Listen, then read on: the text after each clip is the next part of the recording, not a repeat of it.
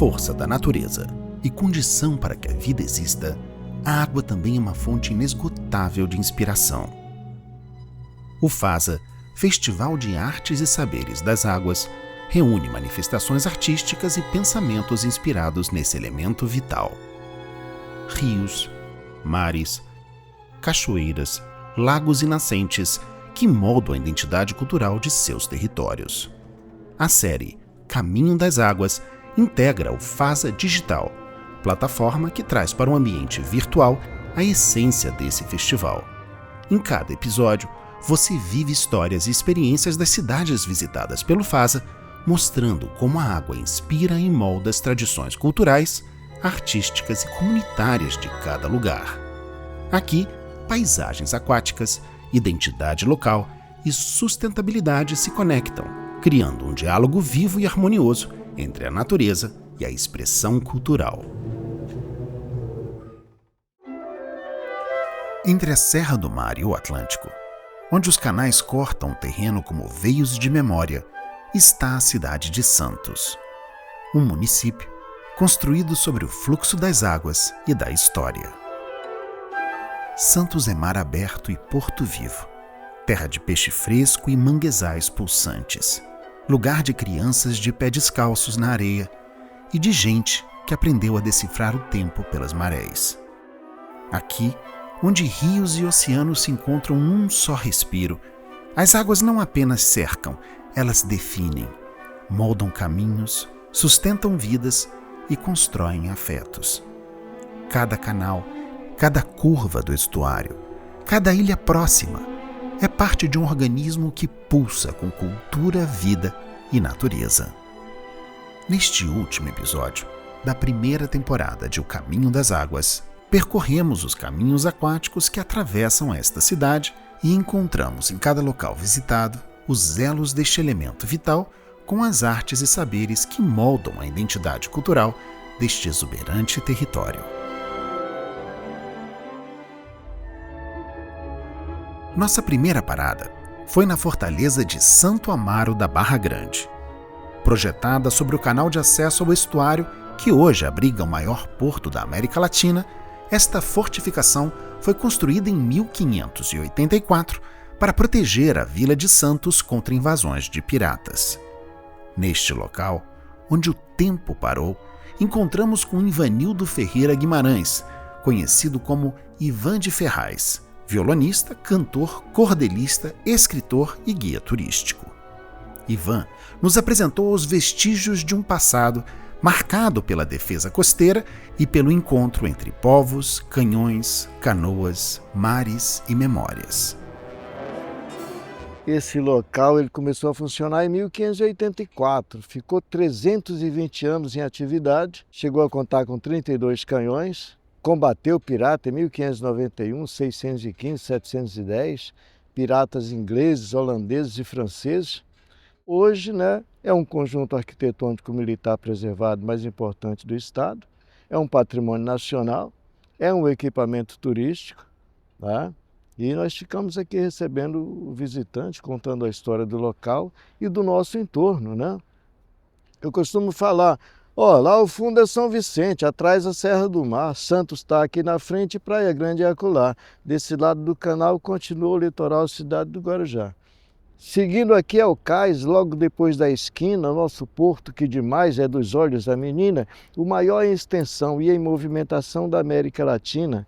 Por aqui passa navio, barco, lancha, chatinha, faça calor, faça frio, passa a catraia da linha, movimento noite e dia, tem lazer e pescaria de toda a área vizinha.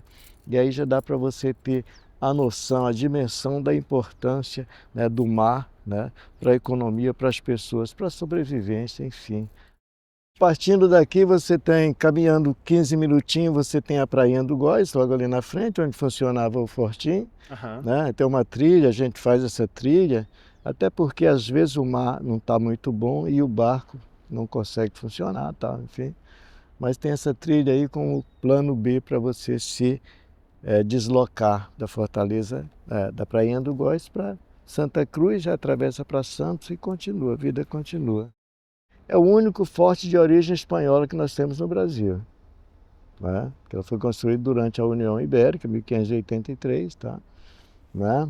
E naquela ocasião, o que os espanhóis fizeram fora uma construção simples, aproveitaram o relevo, casarão de taipas e madeira, alguns canhões, alguns homens trabalhando, e ficou assim até acabar a União em 1640. E aí os portugueses reassumiram e viera então a grande reforma do século XVIII. Tá? Eles então demoliram o casarão e construíram esse conjunto completo. Aí vem muralha, vem guarita, vem capela, vem paiol, vem mirante, vem a casa grande, onde funcionava cozinha, lavanderia, dormitório, cadeia, sala de comando e tudo. E aí vieram o Forte Augusto, vieram o Forte Indugóis, Forte de Itapema e o Forte São Luís na região da Bertioga. E aí o que nós temos? Dois contextos históricos aí. Período dos espanhóis, do qual nós não temos nenhuma prova, não temos nenhuma parede sequer, né? E essa estrutura que é toda original do século XVIII, já feita pelos portugueses. E aí vem o novo jeito de fazer, o novo conceito arquitetônico, né?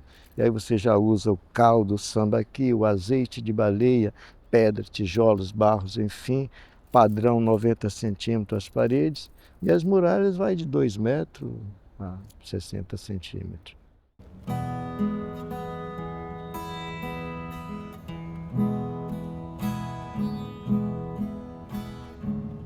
Fortaleza vem de forte, imponência e proteção, respeito de sua norte, mais que um pedaço de chão. Sua história do país, razão de ser feliz, toda a nossa região.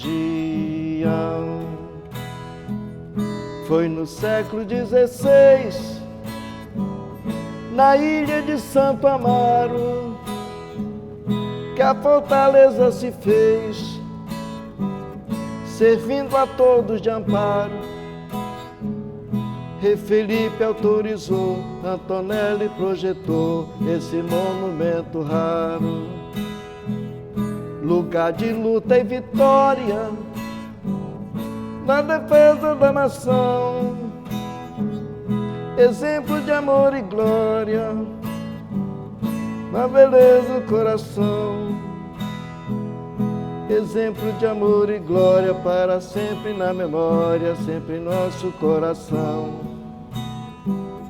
Fortaleza vem de forte.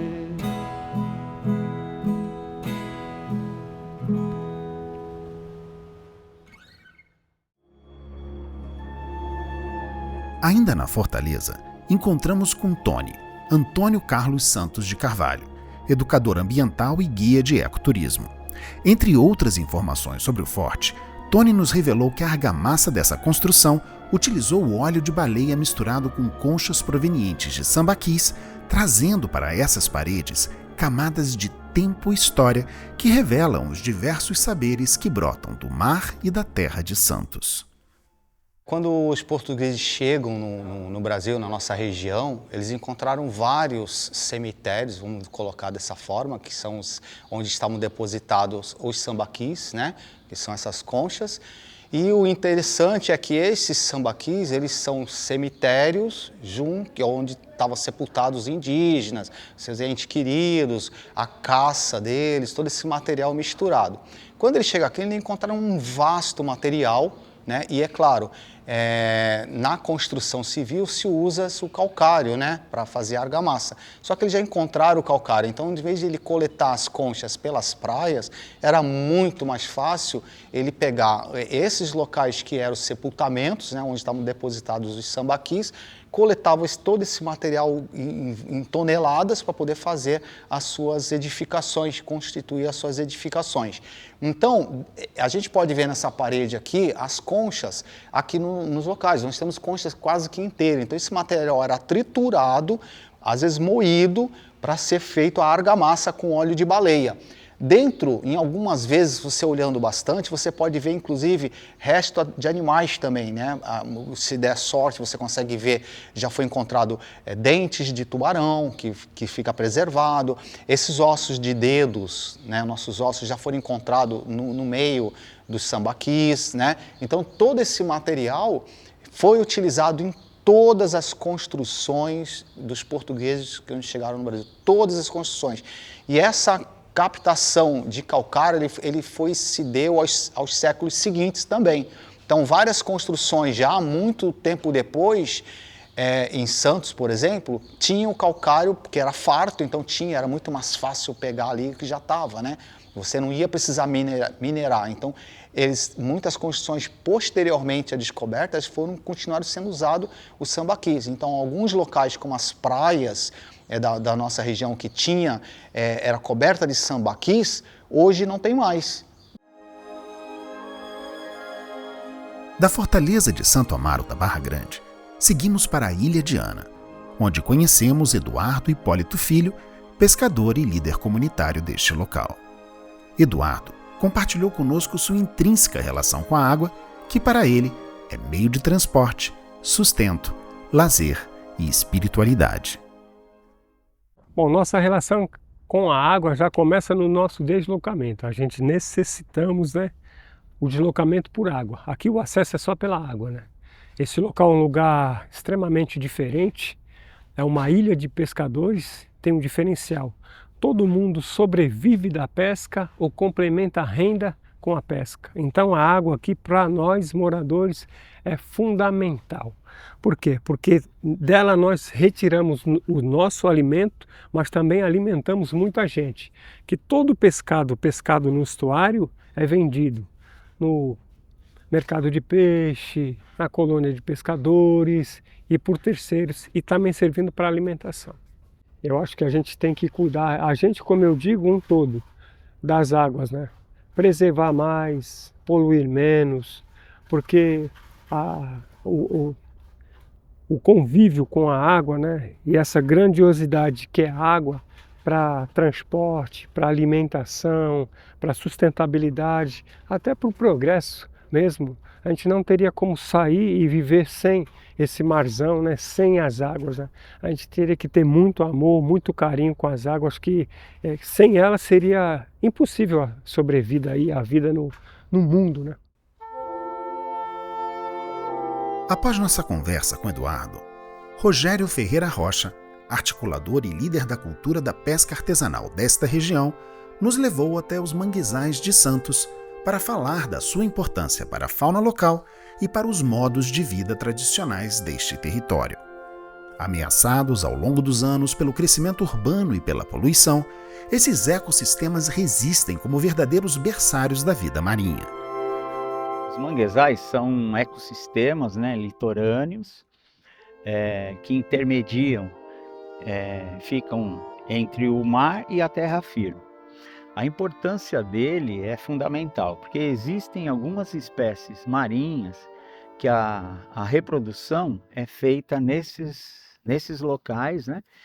Como o camarão. O camarão, ele cria fora dessa área, né? Mas as larvas do camarão vêm para essas áreas para se desenvolver, para crescer, para depois, posteriormente, voltarem para o mar.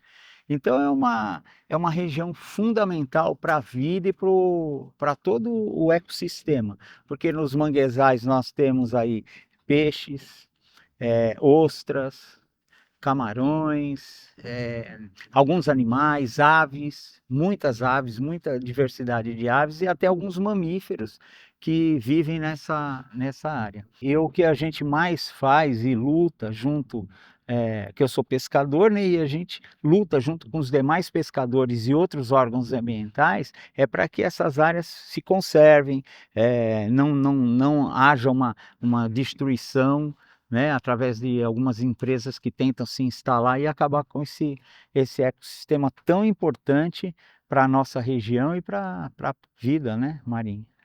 E essas comunidades caiçaras, pelo que eu entendo, elas têm uma delimitação de área de construção, elas não podem crescer mais. Então, na verdade, elas estão limitadas à área territorial que elas já têm, até pela própria preservação do mangue, né? Exatamente. Algumas comunidades, elas têm isso por lei e outras têm dentro da própria comunidade. Que nem na Ilha de Ana, são 52 ou 53 casas, né, e alguns moradores, e isso não pode crescer mais. Por quê?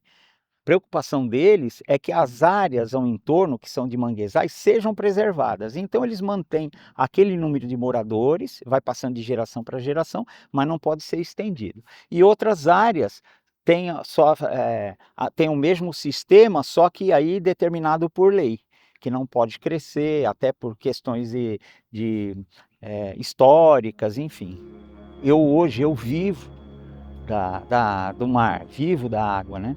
Então, o que mais me entristece, às vezes, é poder olhar que elas não tá sendo preservada, né?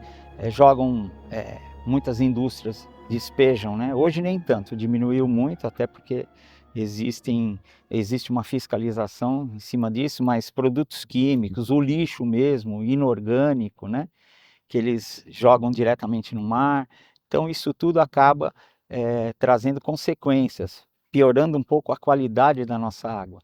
E o que mais o pescador ou o caiçara faz é proteger isso aí. A gente não quer o nosso escritório, né, sendo bagunçado, não seja um local apropriado para a gente poder desenvolver nosso trabalho. Então, quem mais protege hoje os mares, enfim, oceanos, rios, é o pescador artesanal, porque ele quer preservar isso e ele depende disso, dessa qualidade.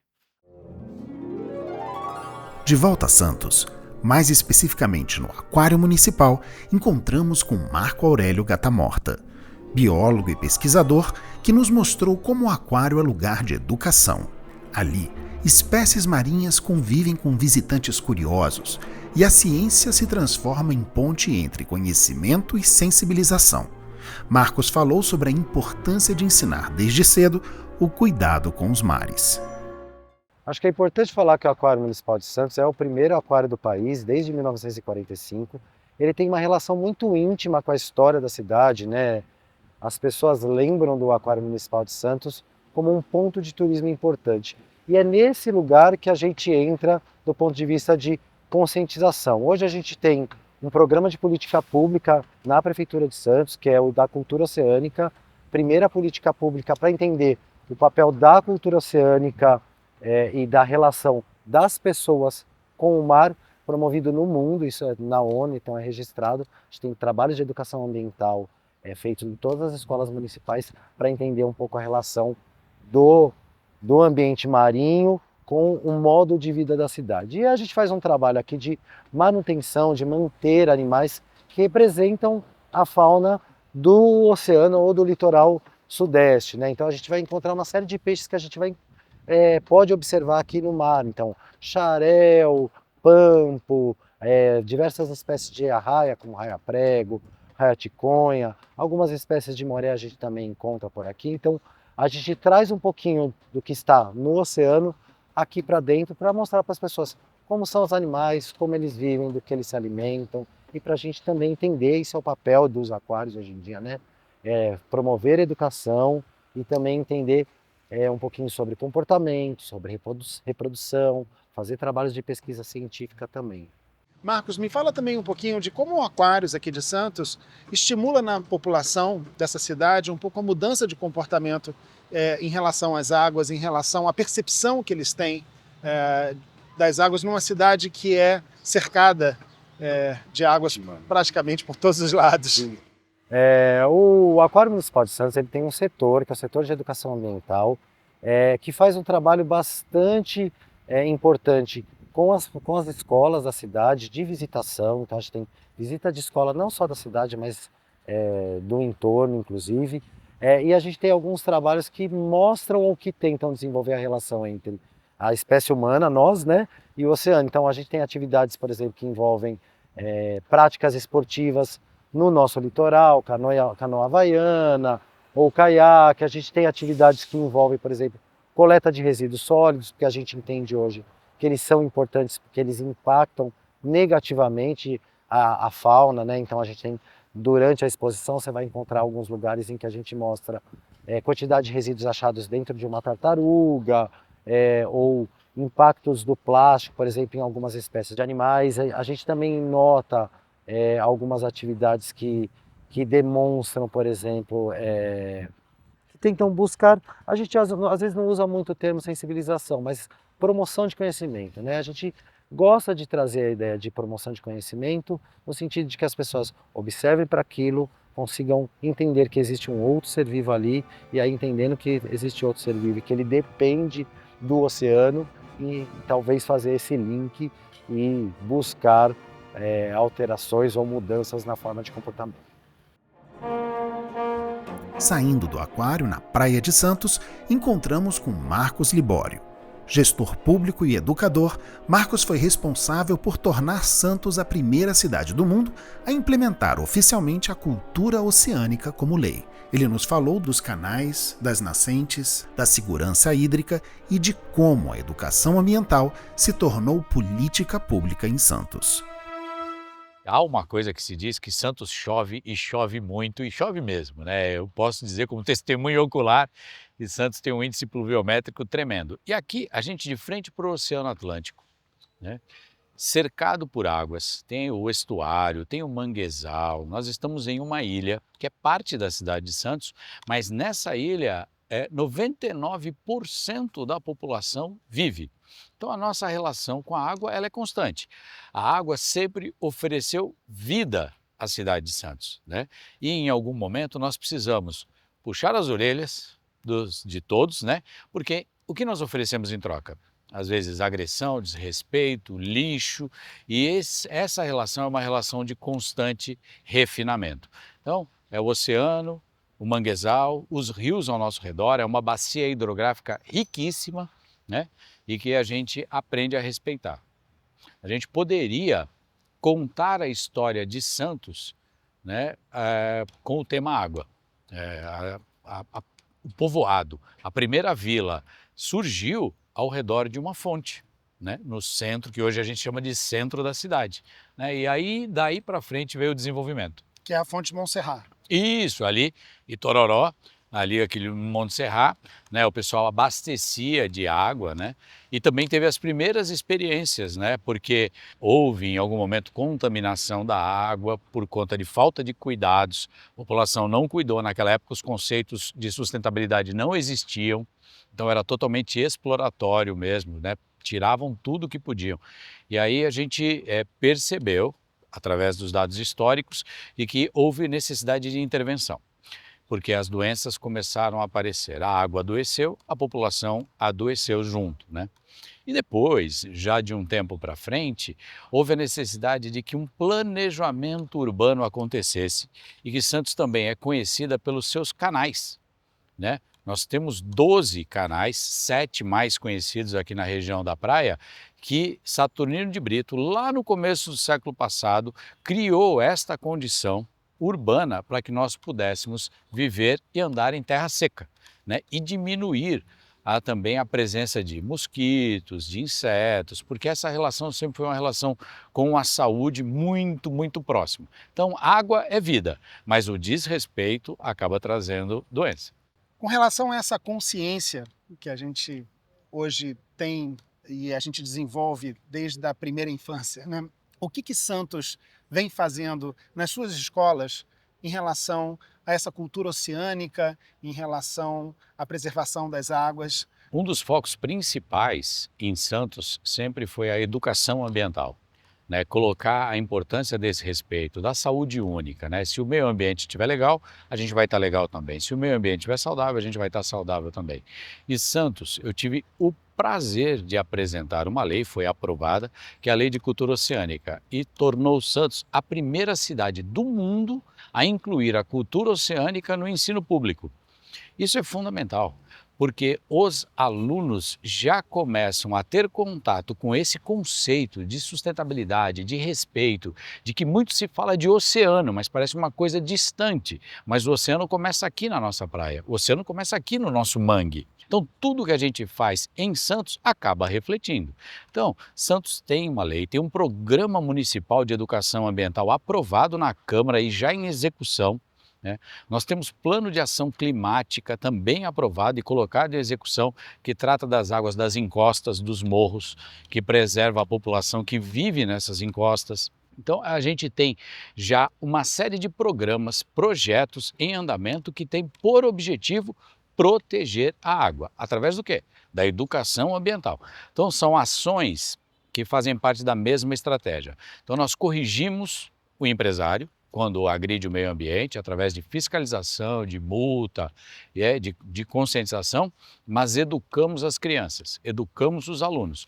E isso é tão interessante, Pablo, porque houve um crescimento perceptível do diálogo, da qualidade, do vocabulário dos alunos nas escolas com relação ao respeito pela água, ao respeito pelo meio ambiente. Hoje você fala com uma criança do ensino fundamental de conceitos de sustentabilidade que muitas vezes o adulto desconhece ou pelo menos despreza. Então, esses alunos são os nossos melhores fiscais. Eles chegam em casa e cobram dos seus pais e responsáveis atitudes mais limpas. E só há um caminho: educar. Educar, educar, para que a gente possa realmente transformar essa relação que a gente tem com a água e com a fauna marinha. Riacho, lagoa, cacimba, nascente, água tão boa na vida da gente. Riacho, lagoa, cacimba, nascente, água tão boa na vida da gente. Água na carne e na veia, água na vida, água às vezes tão feia, tão poluída. Água na carne e na veia, água na vida, água às vezes tão feia, tão poluída. Na chuva fina, água que voa, vapor e neblina, orvalho e garoa. Na chuva fina, água que voa, vapor e neblina, orvalho e garoa. Água que nem ouro em pó, tão competida, água no choro e suor, água bebida, água que nem ouro em pó, tão competida, água no choro e suor, água bebida. Na corredeira cantiga que entoa, água ligeira conduz a canoa. Na corredeira cantiga que entoa, água ligeira conduz a canoa. Água que está por um fio pode acabar, se a gente não cuidar do rio e também do mar. Água que está por um fio pode acabar, se a gente não cuidar do rio e também do mar. Riacho, lagoa, cacimba, nascente, água tão boa na vida da gente. Riacho, lagoa, cacimba, nascente, água tão boa na vida da gente. Água tão boa parada ou corrente, água tão boa gelada ou quente, água tão boa não é aguardente, água tão boa purifica a mente. É isso.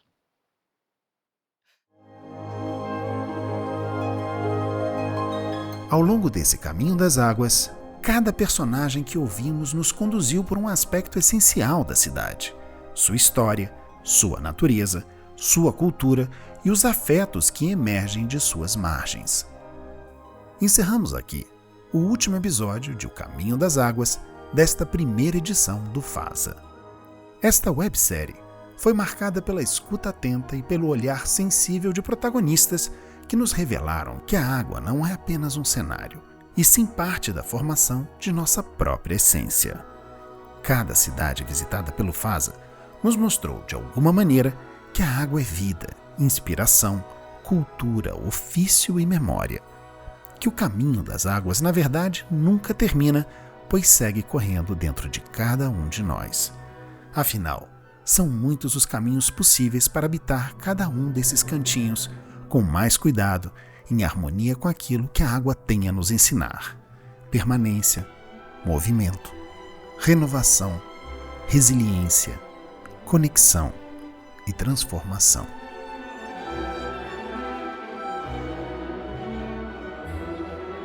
Para saber mais sobre os conteúdos digitais do FASA e acompanhar estas e outras iniciativas do festival, inscreva-se em nosso canal e visite nossas redes sociais através do site fasa.arte.br. FASA, onde cultura e pensamentos fluem, conectando você com esse elemento vital que nos inspira e nos faz viver.